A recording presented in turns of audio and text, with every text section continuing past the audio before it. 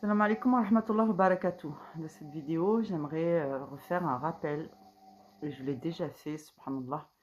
Donc, ce que je vais mettre, c'est que je vais mettre une capture de l'audio. Et vous aurez la vignette, Inch'Allah, afin que vous puissiez profiter concrètement de ce rappel ou de ce tafsir, qui est une explication du verset 34 de la sourate 4 An-Nisa. Bien sûr, ça aurait mérité que j'apporte plus de détails, mais là en l'occurrence je vais déjà le laisser comme ça et j'apporterai dans les descriptions si nécessaire des compléments, Inch'Allah. Les femmes n'obéissent pas aux hommes.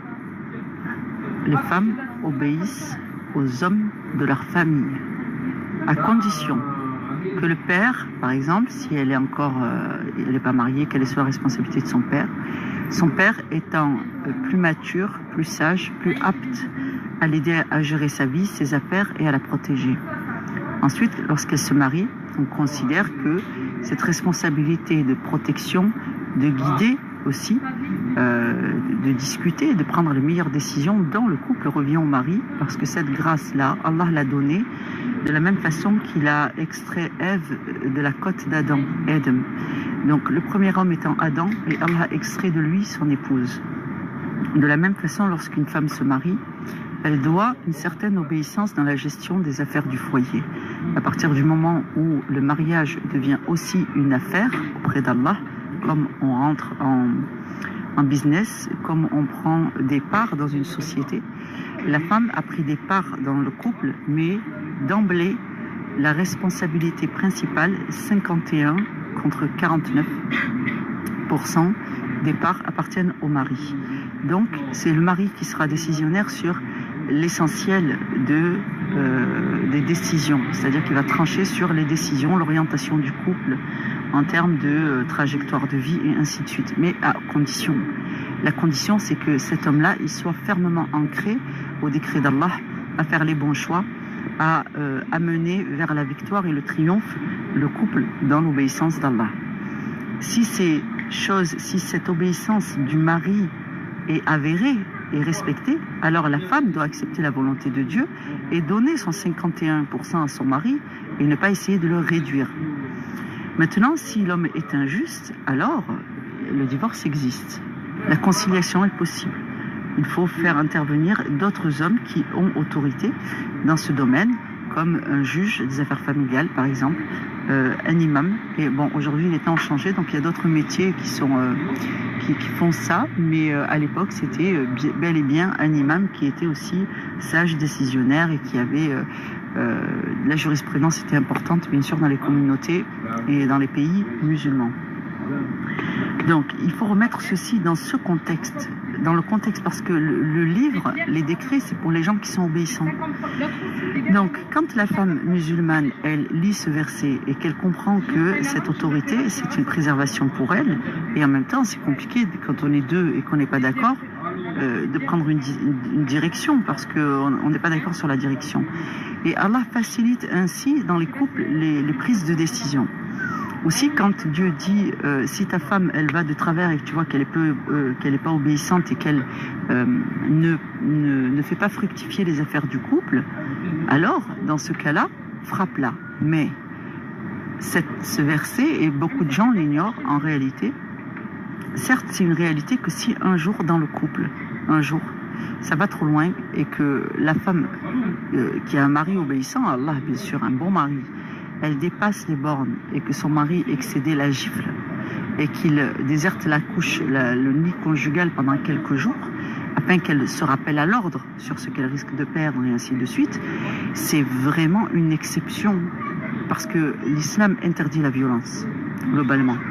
Donc en réalité, pour les hommes violents, les hommes qui n'obéissent pas, qui sont des hypocrites, qui aiment dominer la femme, oubliant qu'en réalité elle est leur assistante et pas leur esclave, ceux-là, Allah les éprouve. Il y a beaucoup de gens qui vont justifier de violenter leur épouse dans le ménage avec ce verset. Et ceux-là, Allah va les attraper au tournant et il va les couper en deux.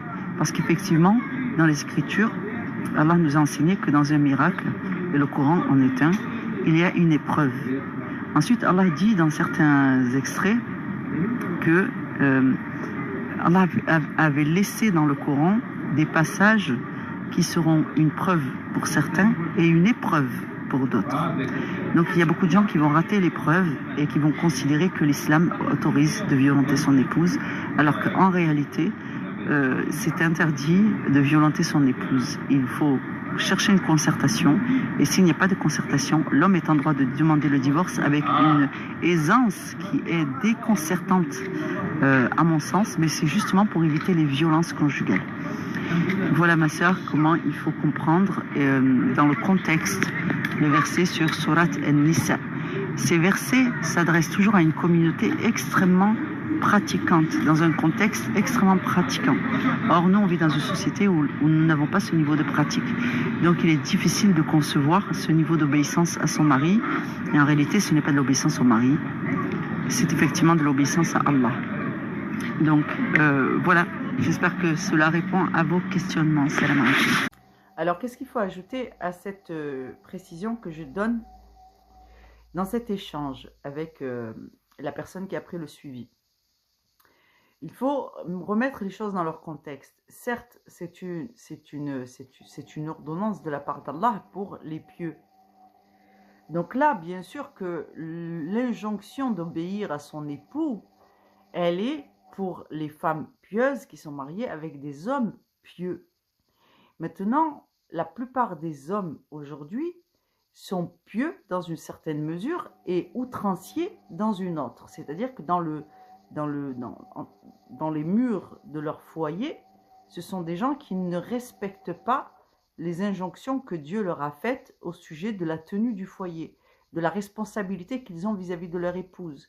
Une femme n'a pas à donner son argent à son mari. Une femme n'a pas à aller travailler pour satisfaire son mari. Une femme travaille si elle le veut, mais tout ça, ça doit être décidé au moment de la demande officielle de la main, et ça ne se fait pas comme ça. Ce sont des choses qui doivent être pensées. Aussi, les époux doivent, pour éviter les problématiques dans le couple à venir, se marier en fonction de leur niveau de piété. Et ça, j'insiste, parce que si les gens ne respectent pas cette règle, leur couple va partir à la dérive. Et ça va être très compliqué pour une femme d'obéir à un mari qui n'est pas pieux, ou pour un homme de faire obéir une femme qui n'est pas pieuse. Parce que si l'homme, et c'est bien le sens du verset, dépense dans le sentier d'Allah, de ses deniers, de son énergie, de ses biens, de ses pensées, et qu'il pense pour deux, parce qu'il devient chef de famille, il pense pour son foyer, la meilleure option pour obtenir la grâce d'Allah, et que sa femme ne peut pas suivre parce qu'elle n'a pas cette dévotion, son couple part à la dérive. Et pour éviter les violences conjugales, Allah vous a facilité le divorce. Mais avant d'en venir au divorce, il faut une concertation. Donc lisez bien les versets qui suivent.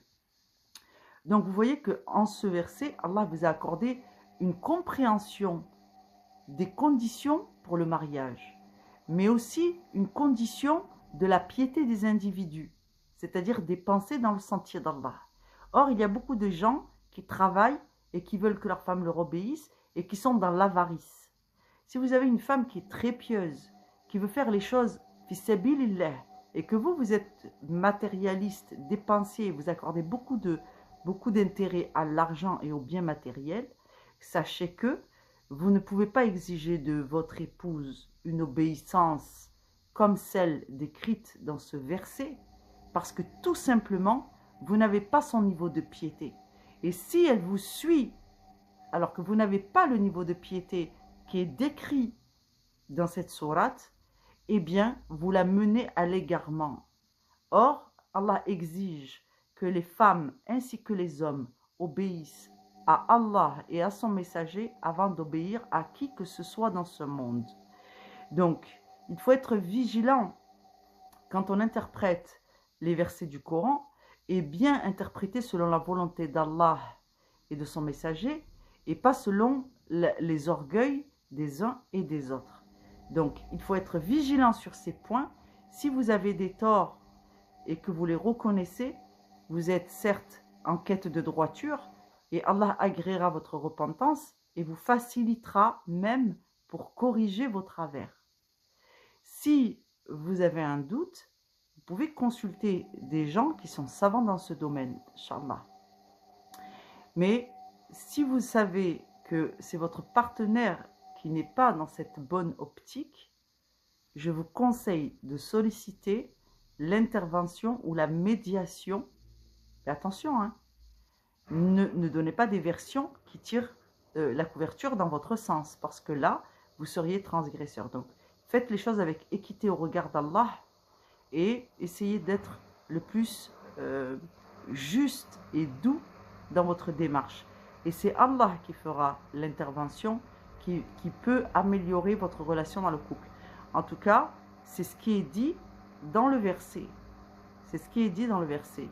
Faites intervenir des membres de votre famille pour la médiation. Et s'ils sont sincères et véridiques les deux, Allah ramènera dans le foyer la quiétude de votre couple. Donc, ne faites pas comme tous les gens qui veulent rentrer en religion à fond de cale, comme un TGV qui vient de découvrir la grande vitesse, et vous bazarguez une personne qui peut en valoir le coup et dont vous seriez la cause pour qu'elle s'améliore auprès d'Allah. Parce que vous avez manqué de douceur, de tact, de patience. Or, Allah aime les endurants, les personnes patientes, les personnes douces, aimantes, chaleureuses et qui cherchent toujours la concertation. Alors, si vous êtes déjà marié et que vous revenez à l'islam et que vous prenez la mesure de ces choses, faites les choses par étapes, demandez beaucoup à Allah son intervention et respectez les codes de piété, de déontologie dans la douceur que Allah nous a enseigné à travers le prophète, la sunna et qu'on retrouve dans le Coran. Ok, Allah aime ce qui est progressif, mais ce qui est une progression qui est, comment te dire, on cherche pas à brusquer les âmes. Voilà, c'est ça l'idée. L'idée c'est, on ne bouscule pas. On n'est pas là pour faire souffrir. Alors des fois, certes, un peu de fermeté ne fait pas de mal, parce que la discipline sans la fermeté, ben, c'est compliqué d'obtenir du résultat, mais on essaye de ne pas blesser, de ne pas pousser, de ne pas forcer, parce que les ikrah fi din, donc nulle contrainte en religion.